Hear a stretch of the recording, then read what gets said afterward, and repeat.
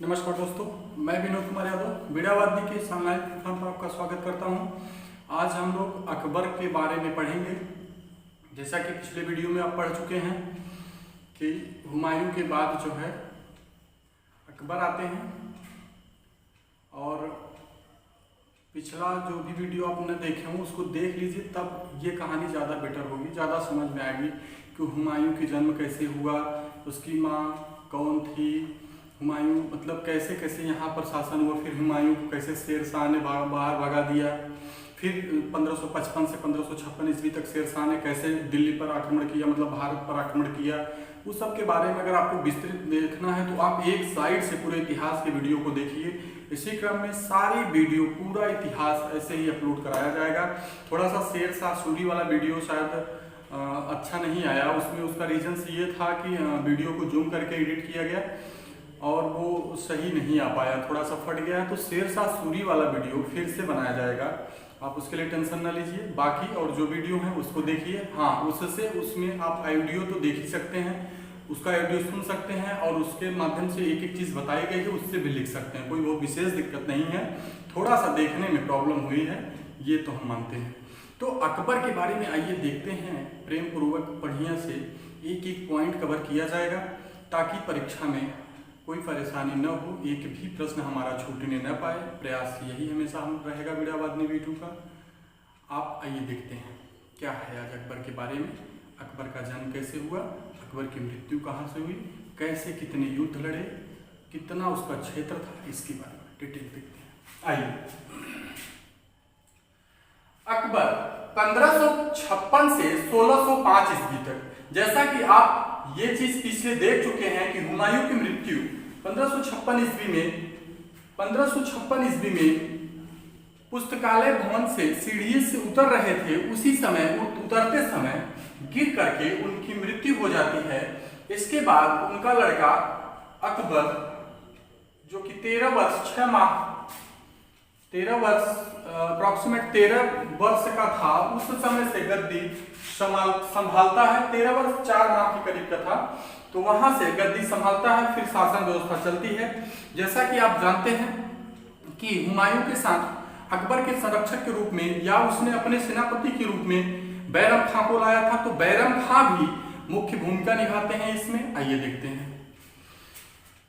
बचपन का नाम बदरुद्दीन था, अकबर के बचपन का नाम बदरुद्दीन था। इनका जन्म 15 अक्टूबर 1542 ईस्वी में अमरकोट में हुआ था। देखिए, जब शेरशाह ने हुमायूं को भारत से बेलग्राम का जो युद्ध हुआ और कन्नौज वाला जो युद्ध था, उस युद्ध में हुमायूं हार जाने के बाद कहां चले जाते हैं, छोड़ करके चले जाते हैं शेरशाह की डर की वजह से। जब छोड़ करके चले जाते हैं, लगभग 15 साल एक तरीके से निर्वासित जीवन जीते हैं, एक तरीके से घुमंतू की तरह रहते हैं। उस समय वो कहां जाते हैं, अमरकोट जाते हैं और वहां पर किसी की शरण में रहते हैं। वहीं पर उन्होंने हमीदा बानो बेगम से शादी की, जिसके गर्भ से अकबर का जन्म हुआ। अकबर का नाम बदरुद्दीन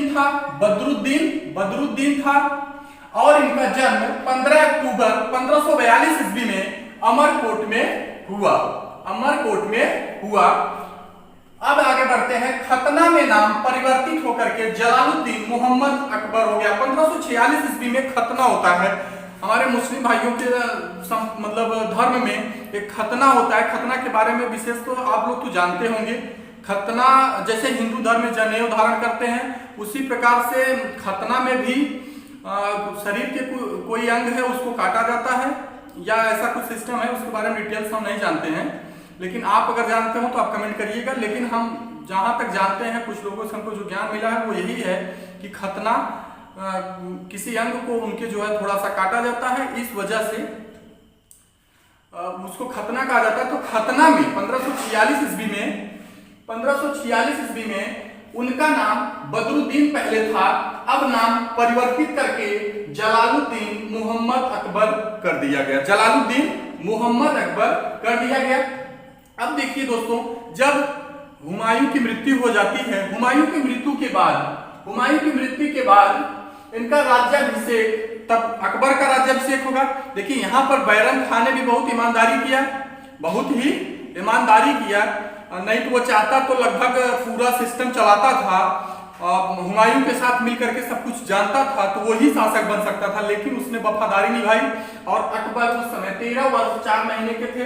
अकबर उस समय 13 वर्ष 4 महीने के थे। तो उस समय कलानौर में 14 फरवरी 1556 ईस्वी का समय था। उसमें बैरम खान ने इनका राज्याभिषेक कलानौर में करवाया। कलानौर में बैरम खान ने 13 वर्ष 4 महीने में अकबर का राज्याभिषेक करवाया। मात्र 13 वर्ष 4 महीने में इन्होंने गद्दी संभाली, शासन व्यवस्था देखी, बहुत बड़ी बात होती है।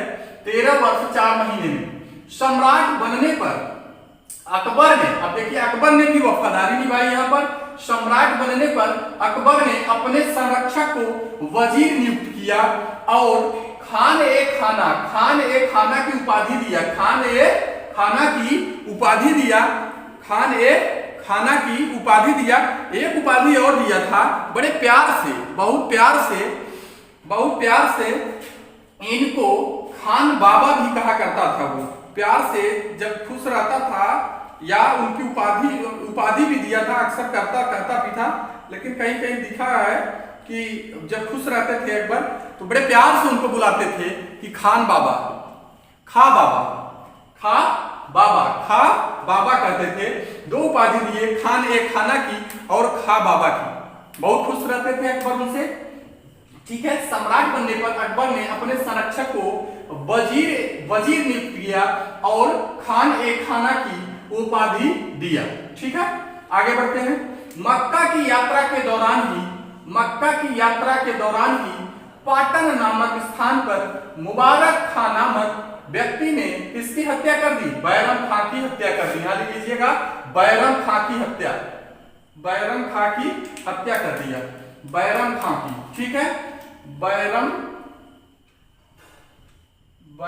खां, ये बैरम खां की हत्या किसने कर दिया? मुबारक खान ने कर दिया। मक्का की यात्रा पर वो जा रहे थे, मक्का मदीना जैसा आप जानते हैं। मक्का की यात्रा के दौरान ही पाटन नामक स्थान पर मुबारक खान नामक व्यक्ति ने बैरम खां की हत्या कर दिया, ठीक है। आगे बढ़ते हैं। जिसको प्यार से अकबर क्या बुलाते थे? खां बाबा या खान ए खाना कहते थे, ठीक है।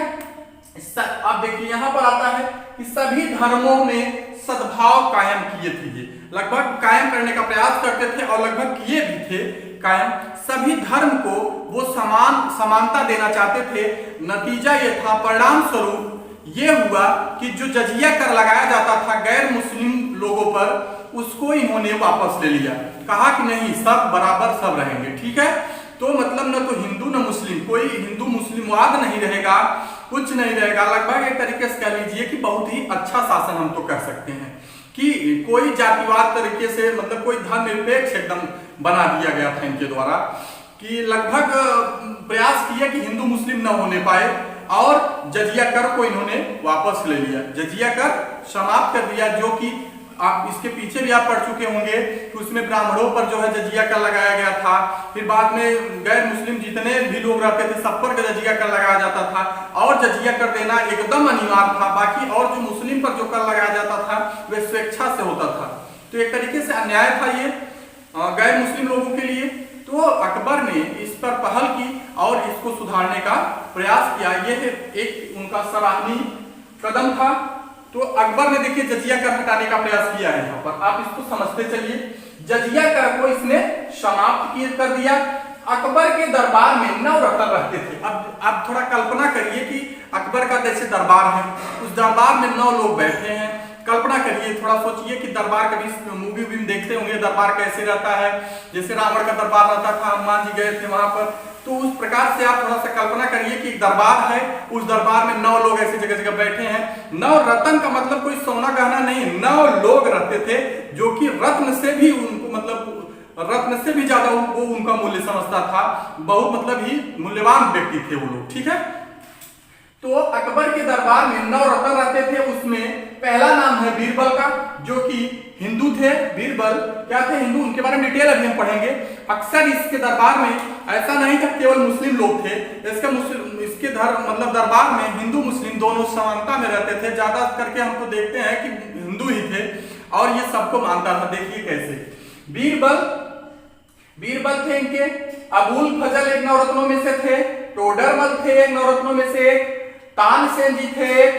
मान सिंह जी थे एक। मुल्ला दो प्याजा थे एक। अब्दुल रहीम खान एक खाना थे। भगवान दास थे। फैजी थे। ये सब अकबर के नवरत्न थे। ठीक है, आगे देखते हैं। अब हम लोग बीरबल के बारे में पढ़ेंगे थोड़ा सा कि बीरबल कौन था, जो कि अकबर के दरबार में नवरत्नों में से एक था। तो बीरबल के बारे में देखिए। इनका जन्म, बीरबल का जन्म कालपी में 1528 ईस्वी में ब्राह्मण परिवार में हुआ था। मित्रों, आप देख सकते हैं कि एक मुस्लिम के दरबार में एक ब्राह्मण परिवार का व्यक्ति, और जो कि उस नवरत्नों में सबसे प्रसिद्ध व्यक्ति था बीरबल। जहां अकबर का नाम लिया जाता है वहां बीरबल अवश्य रहते हैं। तो बीरबल ब्राह्मण परिवार से थे। कालपी में इनका जन्म हुआ 1528 ईस्वी में ब्राह्मण परिवार से। इनको अकबर ने कविराज की उपाधि दिया। प्रश्न आता है कि अकबर ने बीरबल को क्या उपाधि दिया? कविराज की उपाधि दिया या कवि प्रिय की उपाधि भी दिया था इन्हें। कवि प्रिय की उपाधि भी इन्हीं को दिया था। अब देखिए, ये पहले हिंदू राजा थे।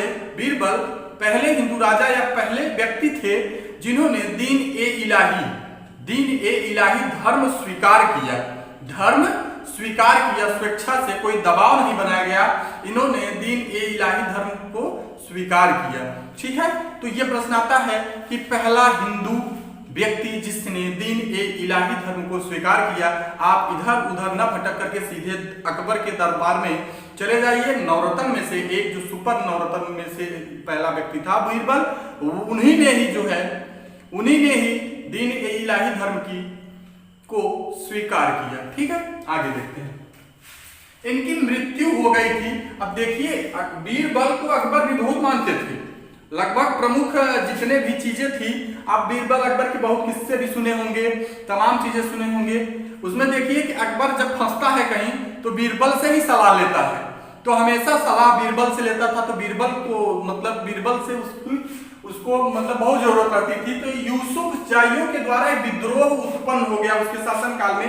तो अक्सर दोस्तों ये जान लीजिए, कोई भी शासक हो, अगर उसके शासन क्षेत्र में विद्रोह पनपता है तो विद्रोह दबाने का प्रयास किया जाता है, नहीं तो शासन व्यवस्था एकदम भंग हो जाती है, हर चीज भंग हो जाता है। आज के भी जमाने से आप देख लीजिए, पुराने जमाने में भी समझ लीजिए, आज भी अगर कोई विद्रोह होता सरकारें परेशान हो जाती हैं कि यार विद्रोह को कैसे रोका जाए, तमाम चीजें।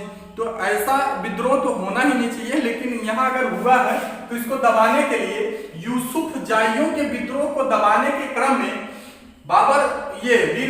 बीरबल जाते हैं और उनकी वहीं पर हत्या कर दी जाती है।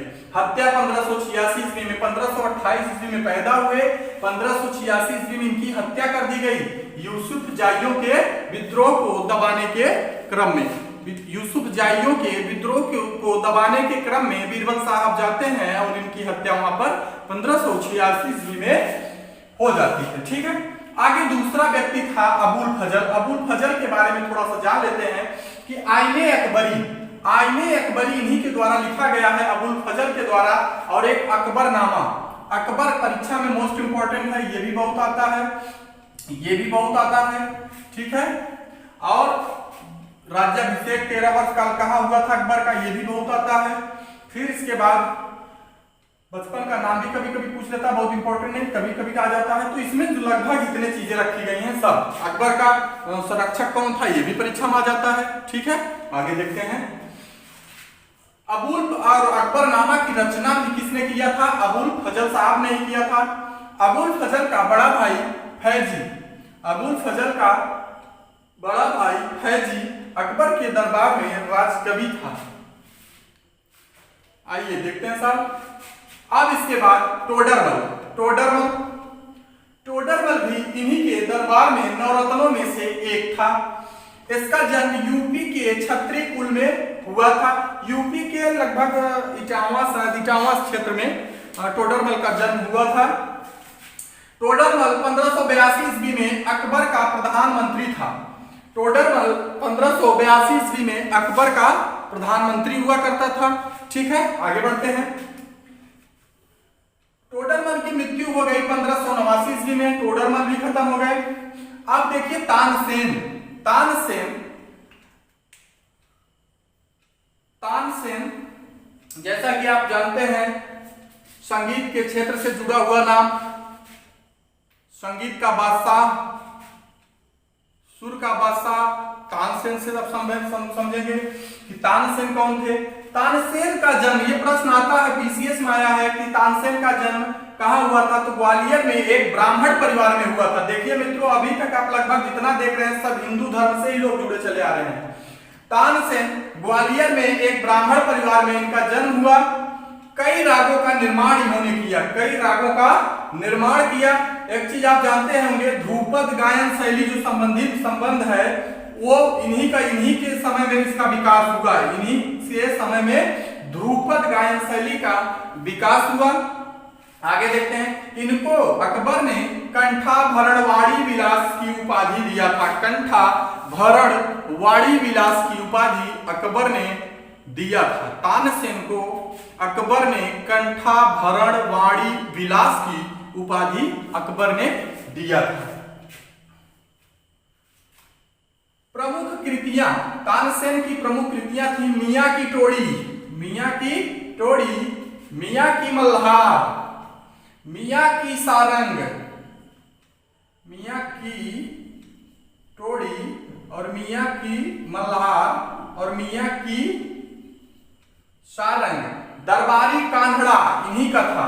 इसको आप याद कर लीजिएगा मित्रों, बहुत इंपॉर्टेंट है, बहुत ही इंपॉर्टेंट है। मियां की टोड़ी किसकी कृति है, तानसेन की। मियां की मल्हार तानसेन, मियां की सारंग तानसेन, दरबारी कान्हड़ा तानसेन। ठीक है, इनको संगीत सम्राट भी कहा जाता था। तानसेन को संगीत का सम्राट कहा जाता था। एक चीज मित्रों जान लीजिए कि अकबर स्वयं संगीत प्रेमी था और कहीं कहीं मिलती है किसी किताब में कि वो जब खुश होते थे, संगीत वाले लय में आ जाते थे जब, तो नगाड़ा बजाते थे। नगाड़ा तो आप लोग जानते होंगे, नगाड़ा जो अपने यहाँ नौटंकी में भी बजता है और कई जगहों पे बजता है, जहाँ पे जैसे बिरहा हो रहा होता है वहां पर भी नगाड़ा का भी यूज होता है। नगाड़ा जो मतलब नगाड़ा में जो वो होती है ढोल की तरह, उसको सेंकते हैं, फिर इसके बाद उस पर बजाते हैं तो बहुत मतलब गजब की आवाज आती है। तो नगाड़ा बजाने का बहुत शौकीन था अकबर। तो यहाँ से एक चीज जान लीजिए कि अकबर कभी कभी नगाड़ा भी बजाता था, वो संगीत प्रेमी भी था। तो मियां की टोड़ी, मियां की मल्हार, मियां की सारंग, दरबार कान्हड़ा जरूर याद कर लीजिएगा, मोस्ट इंपॉर्टेंट क्वेश्चन। अब कुछ महत्वपूर्ण कार्य, दास प्रथा जो दास प्रथा वाला सिस्टम था उसका अंत अकबर ने किया। कहा कि दास प्रथा सिस्टम सही नहीं है। 1562 ईस्वी में दास प्रथा का अंत इन्होंने कर दिया। जजिया कर समाप्त किया 1564 में। कई बार परीक्षाओं में आया मित्र, इसको आप जरूर नोट डाउन करिए कि 1564 ईस्वी में जजिया कर को इन्होंने समाप्त कर दिया। दास प्रथा का अंत भी 1562 ईस्वी में कर दिया। मजहर की घोषणा 1579 ईस्वी में और फतेहपुर सीकरी की स्थापना 1571 ईस्वी में। ये परीक्षा में आते हैं, इनको आप थोड़ा सा नोट डाउन कर लीजिएगा। अब आगे बढ़ते हैं थोड़ा सा कि अकबर, अभी तो शादी हुई नहीं थी, अब अकबर को शादी करने की आवश्यकता थी। भाई शासक भी बन गया, हर चीज हो गया। तो इन्होंने विवाह किया आमेर के राजा भारमल की पुत्री जोधाबाई से 1562 ईस्वी में किया, जो कि हिंदू महिला थी। ये हिंदू महिला से इन्होंने शादी किया। आमेर के राजा भारमल की पुत्री जोधाबाई से 1562 ईस्वी में किया था शादी। अब देखिए, जब जोधाबाई से उनकी शादी हो गई तो अकबर हिंदू धर्म की तरफ और ज्यादा मतलब जुड़ गया। लगभग हिंदू धर्म के विरुद्ध तो कोई काम ही नहीं कर सकता, क्योंकि उसकी पत्नी ही जब हिंदू धर्म से आ गई थी। ठीक है, तो अकबर ने जोधाबाई नामक महिला से, स्त्री से 1562 ईस्वी में शादी किया। ठीक है, जो कि आमेर के राजा भारमल की पुत्री थी। ठीक, आगे बढ़ते हैं कि अकबर ने प्रमुख युद्ध तो तो उसने बहुत लड़े, युद्ध तो और लड़े हैं, लेकिन जो प्रमुख परीक्षा में आते हैं उन्हीं के बारे में आपको बताया जाएगा। जैसे छोटे मोटे जो युद्ध हुए, कुछ तो शासक उसको देखने के बाद ही स्वयं अपने आप से पूरी व्यवस्था दे दिए कि लीजिए भैया आप ही चलाइए, हम जा रहे हैं से, ठीक। कहने का मतलब सरेंडर कर दिए, पूरी चीजें, हर चीज दे दिए, ठीक। तो उसमें दो युद्ध, एक पानीपत का द्वितीय युद्ध। पानीपत का द्वितीय युद्ध तब हुआ 5 नवंबर 1556 ईस्वी को। 5 नवंबर 1556 ईस्वी को ये युद्ध हुआ, ये युद्ध लड़ा गया। उसमें शासक हेमू और अकबर के बीच लड़ा गया था, अकबर और हेमू। अब देखिए, जैसे 14 फरवरी 1556 ईस्वी को अकबर गद्दी संभालता है। इसके बाद 5 नवंबर 1556 ईस्वी को ही शासक हेमू एक होते हैं, हेमू के द्वारा वही पानीपत, जहां इन्हीं के दादा अकबर के दादा ही बाबर जो थे, बाबर ने पानीपत का प्रथम युद्ध लड़ा था। उसमें हमने आपको बताया है, आप उस वीडियो को जाकर के देखिए। तो वहीं उसी जगह पर पानीपत का द्वितीय युद्ध होता है, वो हेमू और अकबर के बीच, हेमू और अकबर के बीच होता है। तो इस 1556 ईस्वी में अकबर और हेमू के बीच होता है। बहुत ही इंपॉर्टेंट प्रश्न है। देखिए, पानीपत का प्रथम युद्ध, पानीपत का द्वितीय युद्ध, पानीपत का तृतीय युद्ध, 3 युद्ध हैं। आप द्वितीय युद्ध में चल रहे हैं, द्वितीय युद्ध को ध्यान दे लीजिए। अकबर और हेमू के बीच हुआ, जिसमें अकबर के द्वारा, अकबर की सेना के द्वारा जब वहां पर तीरंदाजी किया, मतलब तीरबाजी किया गया, तो एक तीर हेमू की आंख में लग जाने की वजह से हेमू की सेना में भगदड़ मच गई। हेमू की सेना आपस में लड़ भिड़ करके भी मरने लगी, और इसके अकबर उसकी सेना भागने भी लगी। जब देखा कि हमारे शासक ही, जब मतलब हेमू ही जब घायल हो गए हैं, वही मर जाएंगे, तब तो इसकी सेना हमको मार डालेगी। उसकी सेना ऑटोमेटिक भागना शुरू कर दिया। उस दरमियान हेमू को गिरफ्तार कर लिया जाता है, पकड़ लिया जाता है, और हेमू की वहीं पर हत्या कर दी जाती है 1556 ईस्वी में ही। 5 नवंबर 1556 ईस्वी को हेमू की आंख में एक तीर धंस जाने की वजह से, जो कि अकबर की तरफ से तीर चलाई गई थी, अकबर की सेना की तरफ से तीर चलाई गई थी, वो तीर सीधे हेमू की आंख में लग जाने की वजह से हेमू घायल हो जाता है। फिर हेमू को गिरफ्तार करके उसकी हत्या कर दी जाती है अकबर के द्वारा, अकबर के सैनिकों द्वारा। तब उसमें अकबर जीत जाता है और दिल्ली क्षेत्र पर भी कब्जा कर लेता है, ठीक है। अब दूसरा युद्ध, इसमें हल्दी घाटी का युद्ध, राजस्थान वाला क्षेत्र जो हुआ करता था। बहुत ही इंटरेस्टेड कहानी है इसकी, सुनेंगे देखेंगे तो शायद गदगद हो जाएगा दिल। आप अगर हल्दी घाटी का युद्ध देखना चाहते हैं तो फिल्म भी बनी है, उसको भी देख लीजिए। या तो विजयलाल यादव बिरहा गायक हैं, उनका एक डालिएगा कि विजयलाल यादव महाराणा प्रताप एवं अकबर की लड़ाई का बिरहा, ऐसे डाल के यूट्यूब पे सर्च करिए। उसमें विजयलाल जी का एक बिरहा है, बहुत ही बेजोड़ तरीके से बताया गया उसमें कहानी, उसको जरूर आप सुनिए।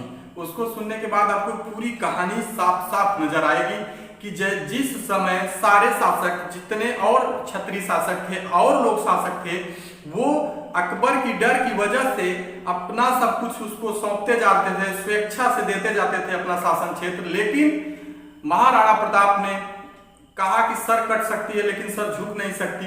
उन्होंने कहा कि हम जब तक मतलब रहेंगे हम इसको नहीं देंगे, मतलब स्वेच्छा से शासन अपना जो है गवाएंगे नहीं, हम इससे युद्ध करेंगे। युद्ध करने, एक असली शासक, एक मजबूत शासक का यही पहचान होता है कि अपने राज्य क्षेत्र की रक्षा करने के लिए उसे मतलब लड़ाई में आना ही पड़ता है, युद्ध में आना ही पड़ता है। तो वही उसी का उन्होंने परिचय दिया। उसमें हल्दी घाटी के युद्ध में ढेर सारे लोग मारे गए, काफी दिन तक चला। तो उस समय जब इनकी सेना सब हल्दी घाटी वाले युद्ध में, कहा जाता है कि हल्दी घाटी का युद्ध जब हुआ था तो लाखों की संख्या में लोग उसमें मारे गए, जिसके कारण वहां पर हल्दी घाटी वाले क्षेत्र में वहां की धरती लाल हो जाती है, वहां की धरती लाल हो जाती है। और उस समय राणा प्रताप का घोड़े का नाम चेतक था। थोड़ा सा कहानी हम आपको बता दे रहे हैं, आप उसको वीडियो में उसमें भी जाकर के कहानी के रूप में देख लीजिएगा। तो एक हल्की सी कहानी बताते हैं आपको कि महाराणा प्रताप और अकबर के बीच, देखिए महाराणा प्रताप और अकबर के बीच अकबर जो है स्वयं वहां पर सेनापति बनकर के नहीं गया था, उसके दो थे जो है अकबर की जो है मुगल सेना के नेतृत्व आसफ खान और मान सिंह करते थे। मान सिंह भी जो है एक बहुत ही खूंखार सेनापति था उस समय का। तो वहां पर जब जाते हैं तो अब भाई मुगल सेना लंबी हो गई थी, काफी क्षेत्रों में लगभग आधे का लगभग पूरे संपूर्ण भारत पर उसका शासन हो गया था, कुछ ही क्षेत्रों पे नहीं था। अब उस समय राणा प्रताप भी मतलब एक रुबई थे, एक दबंग शासक थे। तो उस साइड में जब जाया जाता है, अकबर की सेना जाती है लड़ने के लिए, तो महाराणा प्रताप पूरी तन्मयता के साथ अपना युद्ध करते हैं, उससे लड़ते हैं, जिसमें महाराणा प्रताप की सेना, पहली बात तो ये लोग आधुनिक चीजों का भी प्रयोग करते हैं, जैसा कि आप बाबर वाले समय में देख चुके हैं, उसमें भी आधुनिक चीजें, और इनकी लड़ाई लड़ने की जो मुगल सेना की लड़ाई लड़ने की क्षमता थी वो कुछ ही बहुत ही मतलब अच्छी थी।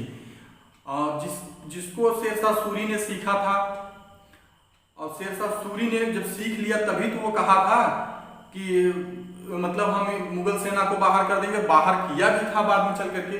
तो कहीं न कहीं इनकी सेना बड़ी मजबूत थी, बड़ी संगठित थी, और हर चीज था। इनकी सेना लड़ाई में लगभग जीतती ही चली आ रही थी। मुगल सेना लगभग कभी हारी नहीं थी, एक आध दो जगह को छोड़ करके, जैसा कि शेरशाह सूरी से वो हारा था।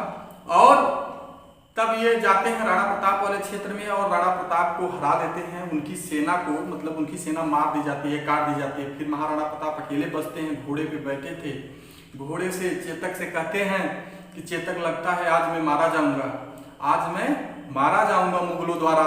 तो चेतक उसमें कहता है, मतलब वो हिनहिनाता है, घोड़ा इतना जानकार था कि हिनहिनाता है, नहीं आपको मरने नहीं दूंगा, आपको मरने नहीं दूंगा। वहां से घोड़ा फिर निकलता है और मतलब जब इसको घेर लिए होते हैं मुगल सेना वाले लोग, घोड़ा सीधे रौंदते हुए उनको लेकर के निकल जाता है। बताया जाता है, कभी कभी किसी उसमें कहानी बताए हैं, जो गायक हैं बिरहा वाले, उसमें भी बताया, और कहानी उसमें मिलता है कि घोड़े के जगह जगह पर तीर लग रही थी, लेकिन घोड़ा रुका नहीं, घोड़ा स्पीड बनाते हुए चला जा रहा था और पहाड़ी क्षेत्र में चढ़ गया। और उस पहाड़ी क्षेत्र पर से उसकी सेना, मुगल सेना भी पीछे पीछे से लग गई थी। और फिर इसके बाद फिर राणा प्रताप कहते हैं कि चेतक अब लगता है कि हम लोग मर जाएंगे, जिएंगे नहीं। लेकिन फिर भी चेतक हिनहिनाता है कि नहीं मरने दूंगा। पहाड़ी क्षेत्र पर भी चेतक भागता रहता है और एक खाई पड़ती है, उस खाई में चेतक गिर जाता है। महाराणा प्रताप को ऐसा जंप दे देता है कि महाराणा प्रताप जो है साइड में एक बढ़िया प्लेस पे गिरते हैं, उनकी मृत्यु भी नहीं वहां से होती है, न उनको ज्यादा चोट आती है, लेकिन चेतक का बैलेंस गड़बड़ होता है, वो खाई में चला जाता है और चेतक वहीं पर मर जाता है। फिर महाराणा प्रताप अरावली की पहाड़ियों में जा करके गुफा बना करके उसी में रहते हैं बेचारे, और वहीं से घास की रोटी, जब कुछ नहीं खाने को मिलता है तो घास की रोटी खाते हैं। ये कहानी बहुत ही अच्छी है। और महाराणा प्रताप को अकबर की सेना ने पकड़ करके मार नहीं पाए कभी, वो इतने ही मतलब इतना मजबूत शासक थे। फिर इसके बाद कुछ कहानियों में बताया जाता है कि अकबर महाराणा प्रताप की मृत्यु मतलब किसी बीमारी की वजह से हुई। कुछ में बताया जाता है कि पीछे से बाघ ने हमला कर दिया, तमाम चीजें ऐसी थी, उससे हुई है। तो उसको आप वीडियो में या पिक्चर में देखिए, मूवी में देखिए, तो उससे आपको इंटरेस्ट जगेगा थोड़ा सा। और बुक्स कुछ जो किताबें हैं उनको भी थोड़ा सा पढ़िए, तब देखिए कितना मजा आता है। तो महाराणा प्रताप इस प्रकार के व्यक्ति थे, आज इसीलिए उनको पूजा जाता है कि मतलब पूरी तन्मयता के साथ युद्ध लड़े, हार गए वो बात अलग जगह है। आप भी इसी तरीके से पढ़ाई करिए और मजबूती के साथ पढ़ाई करिए, ताकि आपको याद किया जाए। फेल हो या पास हो वो तो बात की बात है, लेकिन कम से कम नहीं कुछ मिलेगा, तजुर्बा तो मिलेगा। तैयारी करिए, तजुर्बा मिलेगा कि हाँ भैया पढ़े लिखे लोगों में इनकी गिनती होती है। अब ऐसा नहीं कि एकदम नहीं पढ़ेंगे, पढ़िए, आप पढ़िए, सफल होंगे, कंफर्म सफल होंगे। और ये चीज जान लीजिए, जो भी बढ़िया से लगा वो सफल हुआ है, ऐसी कोई बात नहीं। अभी तक हम अपना जितना एनालिसिस करते हैं, इलाहाबाद से लेकर के पटना से लेकर के जहाँ जहाँ हम अध्ययन किए हैं, जो भी व्यक्ति लगातार कंटिन्यू पढ़ता रह गया, उस सेलेक्ट हुआ। चाहे देर हो सकती है लेकिन अंधेर नहीं हुई है, ये जानते हैं अच्छी तरीके से। आगे देखते हैं, तो इस चीज को आप पढ़ लीजिएगा। हल्दी घाटी का युद्ध 18 जून 1576 ईस्वी को राणा प्रताप और अकबर के बीच लड़ा गया। उसमें आप वीडियो को वो बिरहा जरूर देखिएगा, समझ में आ जाएगा। बिरहा नहीं पसंद है कोई मूवी देख लीजिए, इस पे आपको क्लियर हो जाएगी। 18 जून 1576 ईस्वी को हल्दी घाटी का युद्ध हुआ जिसमें राणा प्रताप और अकबर के बीच हुआ, जिसमें राणा प्रताप साहब हार जाते हैं, अकबर पुनः जीत जाता है इसमें। ठीक है, आगे इस युद्ध में मुगल सेना का नेतृत्व आसफ खान एवं मान सिंह किया था। ठीक है, आगरा के समीप फतेहपुर सीकरी का निर्माण करवाया था। किसने? अकबर ने आगरा के समीप फतेहपुर सीकरी का निर्माण करवाया और इसने बुलंद दरवाजा का निर्माण करवाया था जब गुजरात का विजय किया था। गुजरात विजय की याद में या गुजरात विजय के उपलक्ष्य में बुलंद दरवाजा का इसने निर्माण करवाया। गुजरात साइड में गया था, वहीं पर बताया जाता है कि करीब 1571 ईस्वी में गुजरात की विजय करता है। ये 1571 ईस्वी में गुजरात के साइड में जब जाता है तब पहली बार इसने समुद्र तट का दर्शन किया था उस समय, और वहीं पर पुर्तगालियों से इसकी भेंट होती है। जैसा कि आप समझ सकते हैं 1498 ईस्वी में ही पुर्तगाली आ चुके थे। वास्को डी गामा कब आया था? 1498 ईस्वी में।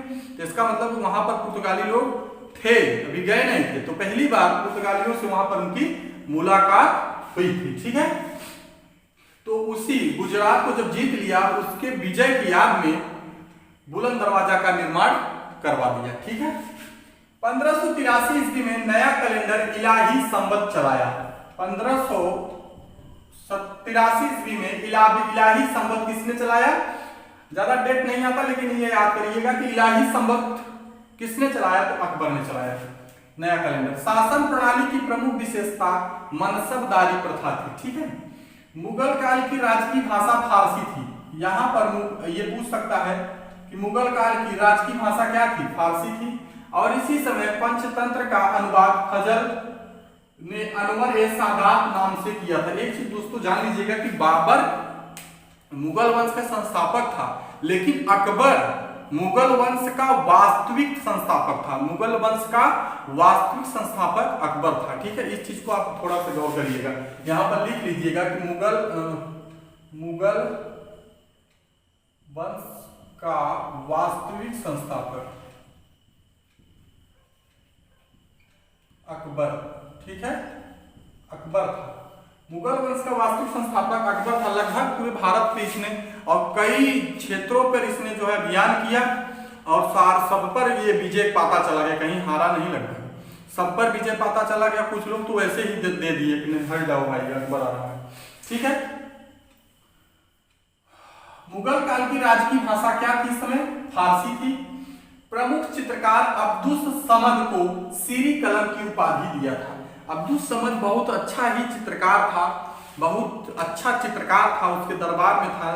तो अब्दुस समद को क्या दे दिया था इसने? सीरी कलम की उपाधि दे दिया था। सीरी कलम की उपाधि दे दिया था। कलम से ही तो चित्रकारी की जाती है। अगर ये आए कि सीरी कलम की उपाधि किसे मिली थी अकबर के द्वारा, तो अब्दुस समद। अब देखिए स्थापत्य कला के क्षेत्र में योगदान की क्या क्या इसने बनवाया। स्थापत्य मतलब स्थापित करवाया। उसके क्षेत्र में क्या योगदान किया? इलाहाबाद का किला, तो इलाहाबाद का किला लगभग लोग जानते होंगे, उत्तर प्रदेश के जितने लोग हैं। इलाहाबाद का किला जो संगम के तट पर स्थित है। ठीक है, और लाहौर का किला, दो किला इसने बनवाया, इलाहाबाद का किला और लाहौर का किला। ऐसे याद कर लीजिए कि एक किला पाकिस्तान में चला गया बंटवारे में और एक किला अपने भारत में है इलाहाबाद में। ठीक है, इलाहाबाद में जहां पर महाकुंभ लगता है उसके बगल में एक किला है जिसको किसने बनवाया था? अकबर ने। ठीक है, दिल्ली में हुमायूं मकबरा बनवाया। ठीक है, आगरा का लाल किला इसने बनवाया। आगरे का लाल किला भी आप देखेंगे स्टेशन से ही बगल में दिखता है। जो भी मित्र गए होंगे, आगरे का लाल किला किसने बनवाया? अकबर ने। फतेहपुर सीकरी में शाही महल बनवाया। फतेहपुर सीकरी में ये सब बहुत इंपॉर्टेंट है, कई परीक्षाओं में पूछते हैं। आप इसको बहुत ही अच्छे तरीके से बना के नोट्स बनाइए। पंचमहल का भी निर्माण इसने करवाया। बुलंद दरवाजा तो भाई बनवाया था, तो आप जो जानते हैं गुजरात विजय की याद में। इबादत खाना भी इसने बनवाया और जोधाबाई महल, अपनी पत्नी जोधाबाई जिनसे इनकी शादी हुई थी उनके नाम पर भी एक महल बनवाया। तो जोधाबाई पूछा जा सकता है कि अकबर ने जो जोधाबाई शादी किया था वो किस धर्म से थी? तो हिंदू धर्म से थी। ठीक है, तो जोधाबाई महल भी बनवाया, अकबर की पत्नी जोधाबाई। ठीक, जोधाबाई महल अकबर ने बनवाया। तो ऐसे ही आप याद कर सकते हैं कि अकबर की पत्नी जोधाबाई थी, तो जोधाबाई महल उसने बनवाया। ठीक। महाभारत का फारसी नाम रज्मनामा रखा गया। महाभारत जिसमें जो है अपने यहाँ जो कुरुक्षेत्र की लड़ाई वाला सिस्टम है उसमें, तो उसमें रज्मनामा का यहाँ पर अर्थ क्या होता है दोस्तों, कि रज्मनामा का यहाँ पर अर्थ होता है कि युद्ध की पुस्तक। रज्मनामा मतलब जो महाभारत थी उसको फारसी भाषा में क्या कहा गया, रज्मनामा। और रज्मनामा का अर्थ उन लोगों ने बताया कि युद्ध की पुस्तक। महाभारत तो सभी लोग देखते होंगे, कर्ण अर्जुन वाला। ठीक है। तो महाभारत का फारसी नाम रज्मनामा था। इससे प्रश्न आता है, इंपॉर्टेंट है कि मुगलों के समय या अकबर के समय महाभारत को किस नाम से जाना जाता था, रज्मनामा से। रज्मनामा का अर्थ है मित्रों की युद्ध की पुस्तक। आप याद कर सकते हो, उसमें युद्ध हुआ है। अकबर के शासनकाल को मुगलों का स्वर्णकाल कहा जाता है। भाई स्वर्णकाल है ये है, जब सब समाज सब बराबर हो गए हैं, स्वर्णकाल हो ही गया। अबुल फजल की हत्या कर वीर सिंह, अबुल फजल जो था, अबुल फजल की हत्या वीर सिंह बुंदेला नामक व्यक्ति द्वारा कर दिया गया। वीर सिंह बुंदेला द्वारा 1602 ईस्वी में इसी के पुत्र सलीम जहांगीर के आदेश पर 1602 ईस्वी में अबुल फजल की हत्या वीर सिंह बुंदेला नामक एक सरदार था उसने कर दिया। किसके कहने पर, सलीम जहांगीर के कहने पर वीर सिंह बुंदेला नामक एक सरदार ने अबुल फजल जो नवरत्नों में से एक था, आईने अकबरी और अकबरनामा जो लिखा था अबुल फजल, उसी की हत्या और उसी के अकबर के बेटे जहांगीर के आदेश पर ही वीर सिंह बुंदेला नामक सरदार ने 1602 ईस्वी में कर दिया। अकबर की मृत्यु जो है 16 अक्टूबर 1605 ईस्वी को, देखिए 15 अक्टूबर को पैदा हुआ था। 15 अक्टूबर 1542 ईस्वी में पैदा हुआ था और 16 अक्टूबर 15 को पैदा हुआ, 16 को मर गया। ऐसे याद कर लीजिएगा, 15 अक्टूबर को पैदा हुआ, 16 अक्टूबर 1605 ईस्वी को मर गया। एक दिन केवल अंतर है, 1605 मतलब ईस्वी में नहीं, केवल डेट में। अर्धरात्रि में अतिसार नामक एक बीमारी हो गई थी इसको, आधी रात में इसकी मृत्यु होती है अतिसार नामक बीमारी के कारण 1605 ईस्वी में। अकबर को आगरा के समीप सिकंदरा में दफनाया गया था। अकबर को कहां दफनाया गया था मित्र, आगरा के समीप। ये प्रश्न आता है कि अकबर को कहां पर दफनाया गया था, अकबर को कहां पर दफनाया गया था। तो अकबर को आगरा के समीप सिकंदरा नामक स्थान पर दफनाया गया था।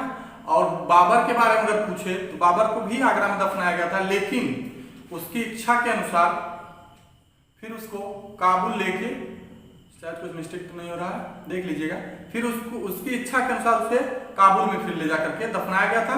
तो उसी प्रकार अकबर को दफनाया गया आगरा के समीप सिकंदरा में। ठीक है दोस्तों, तो अगर वीडियो पसंद आया हो तो आप लोग लाइक शेयर जरूर करिए, लाइक तो अवश्य करिए। और सब्सक्राइब, जो भी नए स्टूडेंट हैं हमारे वो लोग सब्सक्राइब कर लीजिए, ताकि आने वाली वीडियो की नई वीडियो आप तक पहुंच सके, तो उसका नोटिफिकेशन आ सके। तो आज का वीडियो देखने के लिए बहुत बहुत धन्यवाद।